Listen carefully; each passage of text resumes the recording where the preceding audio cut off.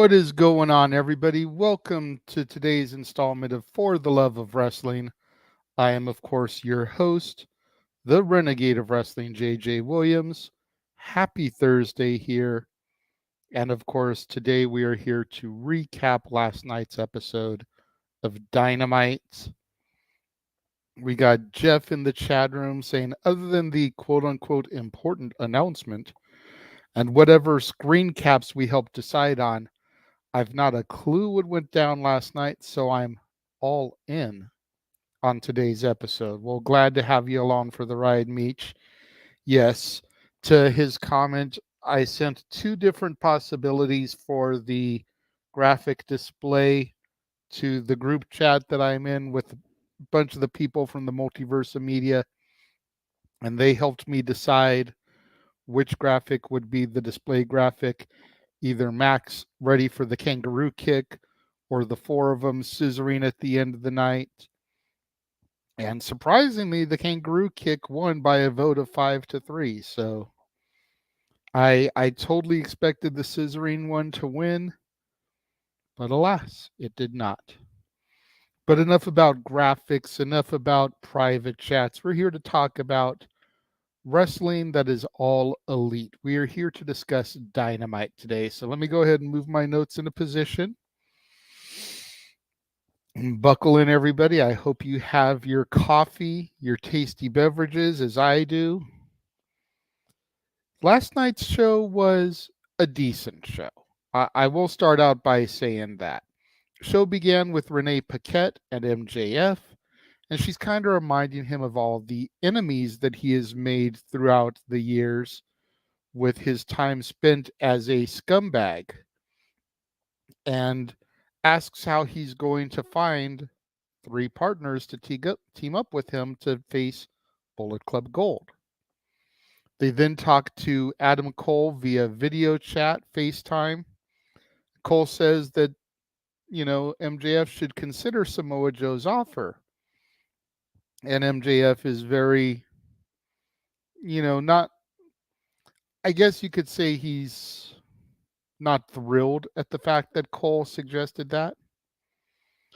MJF says that he's going to successfully defend the ROH tag titles on Cole's behalf at Full Gear, and he leaves to go find partners. And at this point, Roderick Strong and the Kingdom roll up.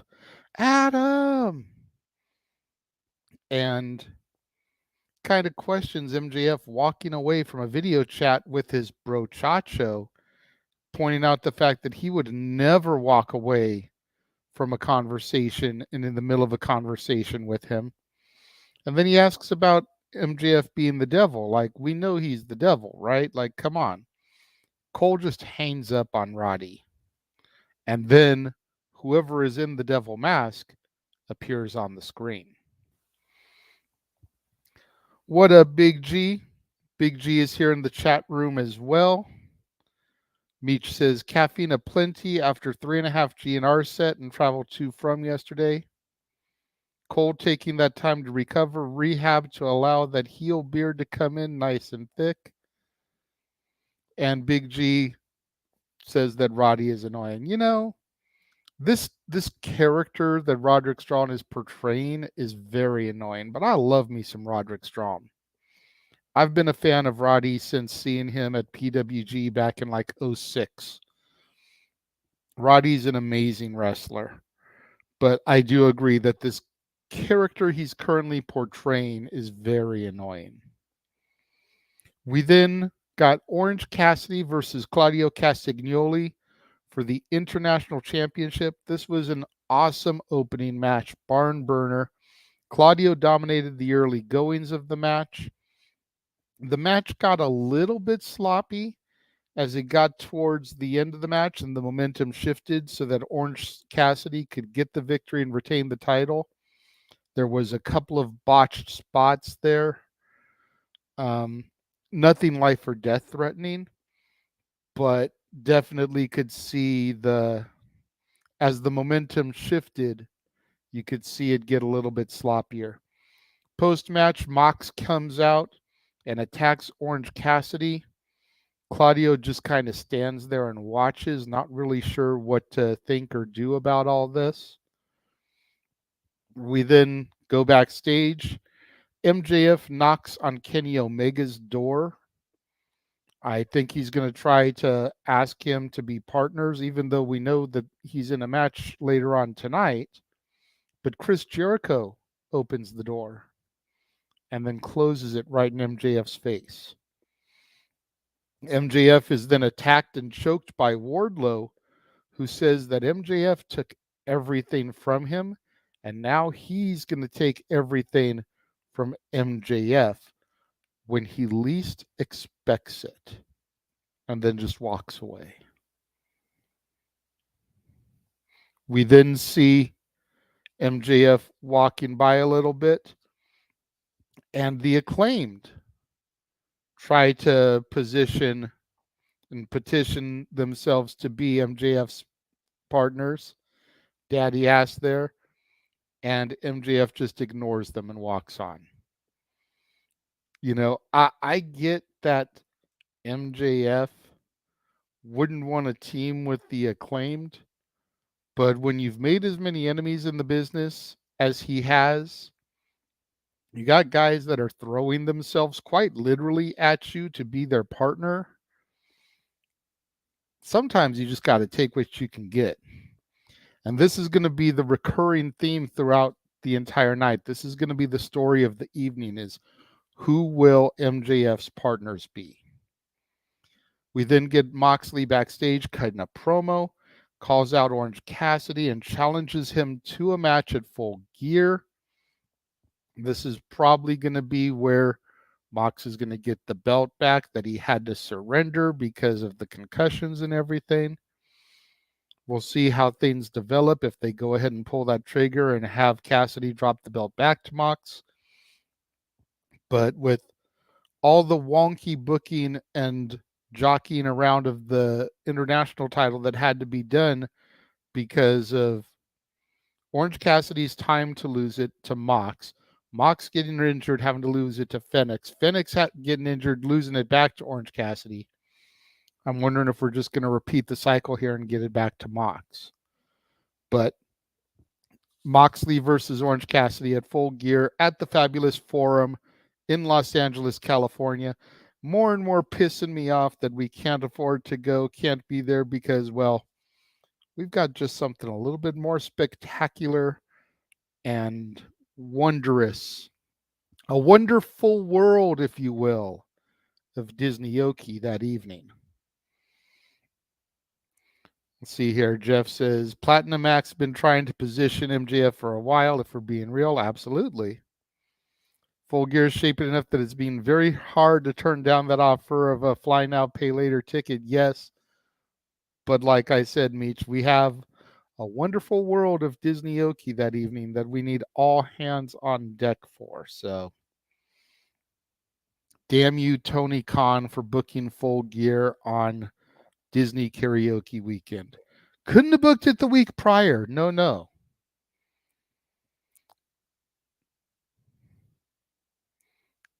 Big G says, don't remind me. We then get the Gates of Agony and Brian Cage versus the Elite, the Hun Bucks, whatever you want to call them, Adam Page and the Young Bucks for the Ring of Honor Trios titles. And I do got to say, this was quite a surprise for me because the Mogul Embassy, the Gates of Agony and Brian Cage actually got the win and reclaimed the six-man championship. Swerve came out kind of distracting Adam Page, lured Page away, which allowed the 3-on-2 to get the Young Bucks and defeat them. Post-match, Matt Jackson, I'm just going to go ahead and say it. We're over 10 minutes in. Matt Jackson just showing what a fucking punk-ass bitch he is by throwing a temper tantrum after losing the titles. If you guys want to know why I already don't like these little shits, Matt Jackson's performance in the ring last night just went to prove more reasons why. You know, believe it or not, Jeff, believe it or not, I actually didn't mind and timestamped this 11 minutes and 55 seconds into this video. I actually liked when the Bucks and Omega won the AEW Trios titles from the Death Triangle in the ladder match that we were at the forum. I actually liked that match. Favorite title change really might have to be Saraya at Wembley, but that was epic all the way around. And yeah, G, the match felt quiet because they don't put enough into the Gates of Agony and Brian Cage. And people have turned on the Young Bucks because of everything that went on with the backstage drama with CM Punk. The Bucks are supposed to be baby faces, but nobody gives a shit about them anymore because they always book themselves to win. Here they book themselves to lose, but they book themselves to lose out to a team that hasn't been featured on TV in like 2 months. Exactly. Boo Bucks. Bringing things back. MJF still trying to find partners. Almost knocks on Samoa Joe's door, but he doesn't.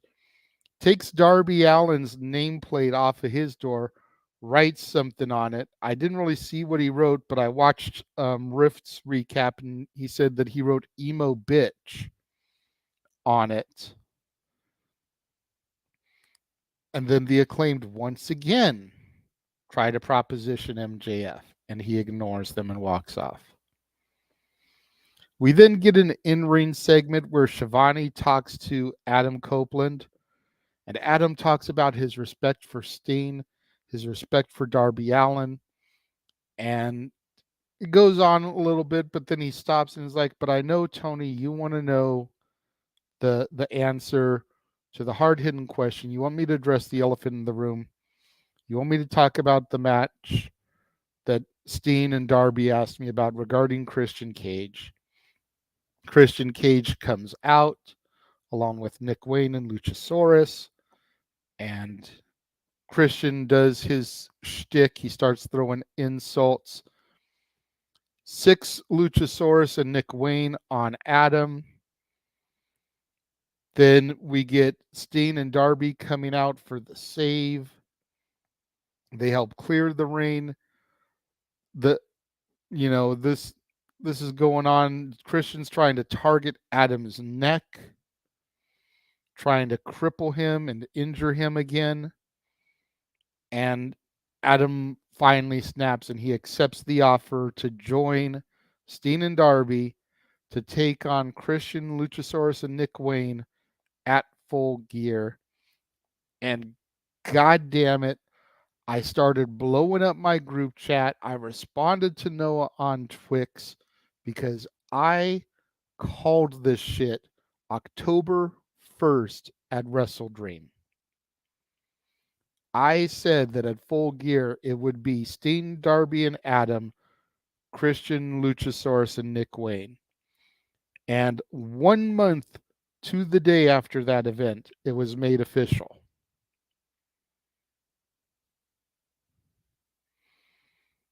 God damn it.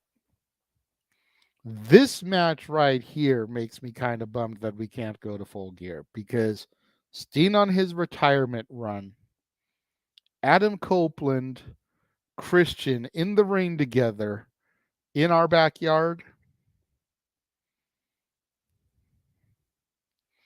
The 98 to 2000 fan in me is still what the fucking at Adam Copeland and Christian in the ring with Steen and Shivani on the mic. Yeah, for real, right? Our next match is 2.0 Cool Hand Angelo Parker and Daddy Magic Matt Menard versus Kenny Omega and Chris Jericho.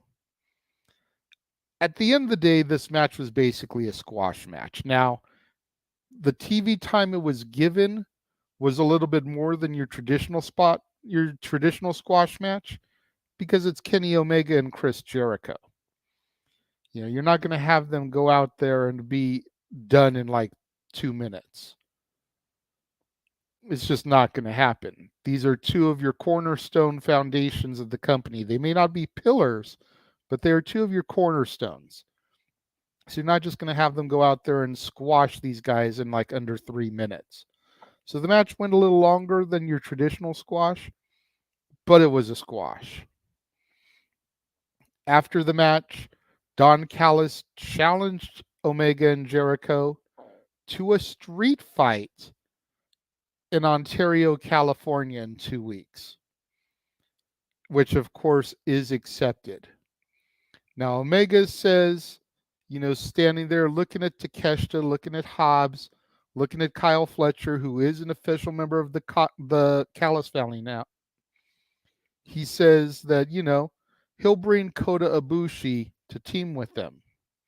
And Callis says that you're still outnumbered, alluding to the fact that they've still got one more person, whether it's going to be the returning Sammy Guevara, whether it's Callis himself, or whether they've got some other member they're going to unearth between now and then. And says, okay. Well, I'm looking at Jericho's like, well, I'm looking at Hobbs here, and he's a bit of a big man. And I said that I've got somebody bigger that's a friend of mine. So we're going to have him team up with us. And Callis is like, there's nobody that's bigger than Hobbs. And Paul White's music hits. So in Ontario, California, another show that is literally just down the hill that I would love to go to and don't have the money to go to, we're going to have the Golden Lovers and Jericho teaming up to take on the Callis family. What the actual fuck, y'all? Y'all book this for a show that I can't get to. In the words of Top Gun Talwar, God damn it! I think only Jeff gets that joke, but that's okay. At least one person's laughing. And as long as I can make one person laugh, that's what matters. But dude, like, I'm so bummed now that I can't go to this show. We then go backstage to the Elite locker room after all this has transpired, after commercial, and Matt Jackson is still throwing his little bitch fit, like the little sperm that should have been guzzled up by his mama. And he asks why they aren't part of this match with Kenny Omega, why the Elite got back together if they're not going to have each other's backs, and who let this little prick talking about Jericho into their locker room. And Jericho tries to calm them down like, hey, you know what? You can't win every match. You got the L tonight. It's not a big deal. And like, I hate to say it, but to a certain extent, I understand where Matt's coming from, because the Elite got back together and they've rarely done stuff together, with the exception of the Hun Bucks. But as a foursome, they haven't done much. And here we've got this opportunity where it'll be 4-on-4, and it's not Kenny, Page, and the Bucks versus the Callis family.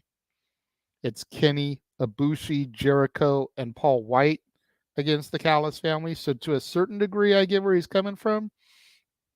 But Matt Jackson is just a load that his mama should have swallowed. So I'm just over his little bitch fit on TV. We then get Willow versus Hikaru Shida. And I got to say, this match made up for some of their women's matches last week. Granted, same timestamp as they always do for a women's match, right at that 6:15 quarter hour. Match started with a handshake between the two women, and it ended with a handshake and a hug.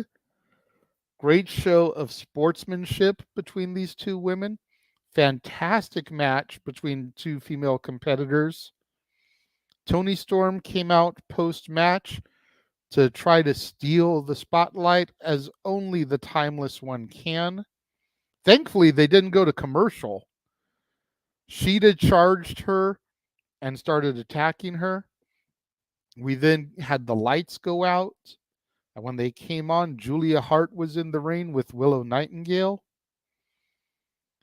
Sky Blue then ran out there and got between them, and she turned like she was going to align herself with Julia Hart for a moment, but then she kind of turned back and she spewed her own blue mist at Julia Hart. Not really sure where Sky Blue is fitting in all this yet. Is she still a baby face? Did the mist not work on her? Is she still going down this dark path? Was it deception that she spewed the mist on Julia? And she wants Willow to still trust her so that we can get a bigger swerve at a bigger show like Full Gear. I'm still not sure where they're going with the Sky Blue saga, but I'm here for it. Fantastic booked match from all women that were involved in this, because we got a great match between two friends that was solidified with sportsmanship. We had progression in the Tony Storm storyline that's going to take us to Full Gear, where Timeless Tony gets her match in Hollywood, California. And then we had further storyline development between Willow, Sky, and Julia. Great booked segment for all the women. We then go backstage, and MJF still need partners. The Acclaimed try once again, and this time they've got a bag of stuff that they want MJF to wear if he decides to team with them. He takes the bag, looks in it, and is like, no way, no way. They leave, and he says that, there's one last group of people to talk to, and we see Jeff Jarrett and crew. Satnam Singh, Jay Lethal, Sanjay Dutt, Karen Jarrett. And he's kind of like, well, still don't know what we do. We see Roddy once again. This time he calls Adam Cole himself, and he asks Cole if he can believe the fact that MJF didn't even ask them to work with him, considering how nice Roddy has been to him lately. Cole tells him to shut up and hangs up the phone on him. Let's see here. The true question for Ontario is clear. Does Paul White continue his quest to mash his face heel count with the amount of my Mickey figures? Well, there you go. Big G misses his doctor. Of course, that being Dr. Britt Baker, DMD. Keen Mike, I wish we could fire the Bucks, but considering they signed a long-term contract and they're part owners of the company, I think, no, unfortunately, it's not going to happen. The dreaded miss strikes again. I know I heard Noah's head explode from Ohio yesterday. So then we move on to our main event. Bullet Club Gold, Switchblade Jay White, Rock Hard Juice Robinson, Austin and Colton Gunn versus MJF and his partners, the Acclaimed. Platinum Max was on fire on the microphone for this. He called Bullet Club Gold New Japan Rejects and the Ass Boys instead of a bunch of bad boys. I was like, wow. Half of his shit was censored on the air. So he was going deep in them with his bars. But for whatever reason, this entire thing just built to what we pretty much figured it was going to be, MJF and the Acclaimed. I think it would have been better if if MJF had accepted the Acclaimed earlier on and we had seen more backstage of him getting molded into the Acclaimed style and resisting, and Billy Gunn kind of being the heavy there, forcing him to do it. But I think it was a waste of time to spend the whole night with him dissing and rejecting the Acclaimed just for him to end up joining the Acclaimed. It was a great match, though. It definitely helped propel the story leading towards Full Gear. You thought that MJF was going to get the victory, but Switchblade Jay White actually pinned MJF, which now makes us wonder, can Jay White dethrone MJF at Full Gear? Question mark, ...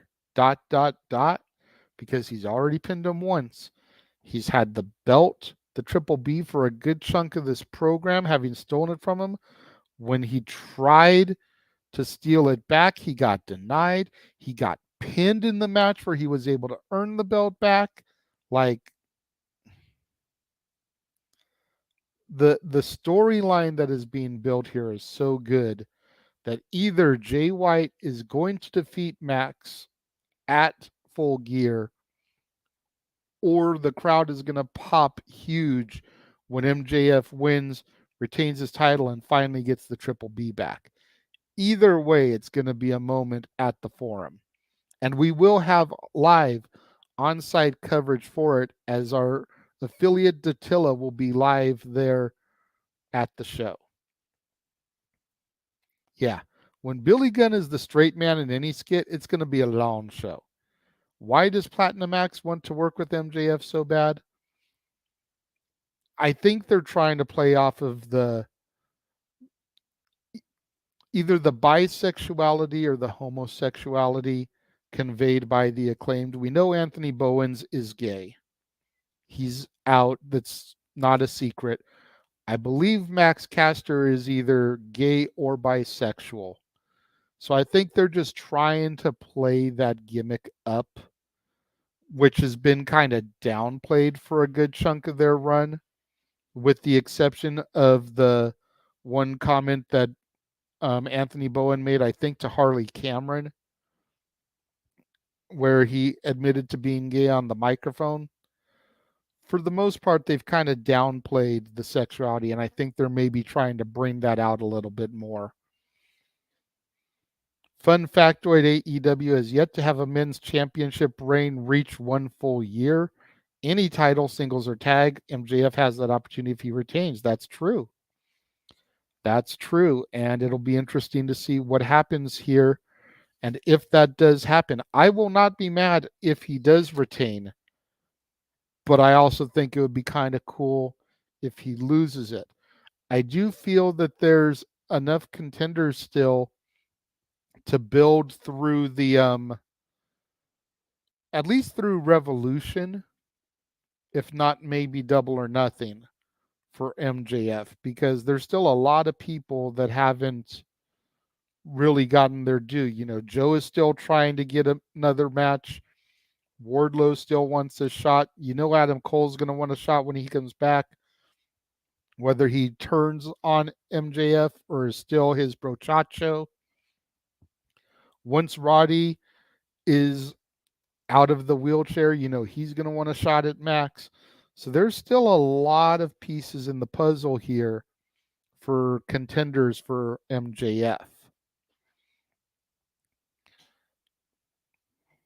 And for the record, Billy Gunn is once again involved in the storyline team where the male sexuality is at least an important component of the story. Yeah.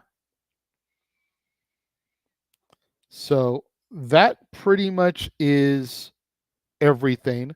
I am going to give you guys, like I always do, a couple of moments to put some more comments in, questions. If you got a super chat that you want me to discuss, go ahead and throw that in there. I'm going to run a couple very brief commercial breaks. We're not going to be gone for more than a minute and a half. So sit tight. When I come back, I'll answer any super chats or further questions that pop into the chat room. If none pop in, then we'll sign off. Stay tuned.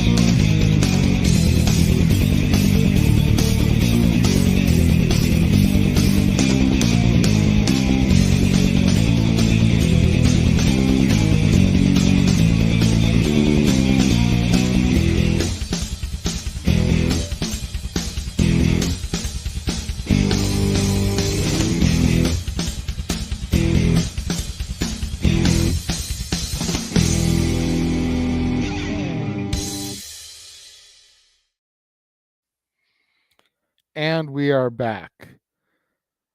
Jeff said, not that fussed about missing this show and having to run it back on DVR. Recaps like this are greatly appreciated, brother. No problem. We Gonna Die, November Rain and Beyond edition. Absolutely. So yeah, that's everything that's coming up across the multiverse of media as far as watch-alongs and open mic night specials come across the channels and everything. You know, got Turning Point coverage tomorrow, Crown Jewel on Saturday. Then we get a little bit of a reprieve until we do the Friday Night War on Friday, November 17th. Going into Full Gear on the 18th and Disney-oki on the 18th. Lots of stuff coming up here. We hope you guys will tune in and check all of it out.